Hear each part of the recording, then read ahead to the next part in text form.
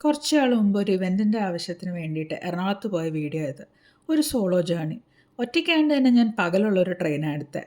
അതാകുമ്പോൾ വലിയ തിരക്കൊന്നും ഇല്ലാണ്ട് നമ്മുടേതായിട്ടൊരു പ്രൈവസിയിൽ നമുക്കങ്ങ് പോവാം. ഒരു സിനിമയോ കുറച്ച് സീരീസ് എപ്പിസോഡ്സൊക്കെ കണ്ടുകൊണ്ടിരിക്കുമ്പോൾ സ്ഥലം എത്തുകയും ചെയ്യും.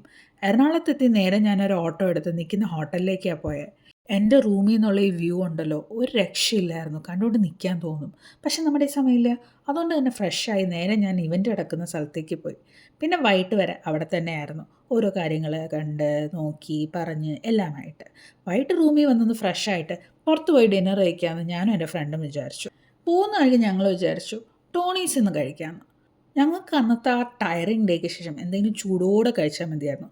അതുകൊണ്ട് ടോണീസ് ചെന്ന ഉടനെ ഞങ്ങൾ രണ്ടുപേരും ഓരോ റാമൻ വീതം ഓർഡർ ചെയ്തു. ചൂടോടെ ആ റാമൻ കുടിച്ചപ്പോൾ എന്തൊരു കംഫർട്ടായിരുന്നു എന്നറിയോ.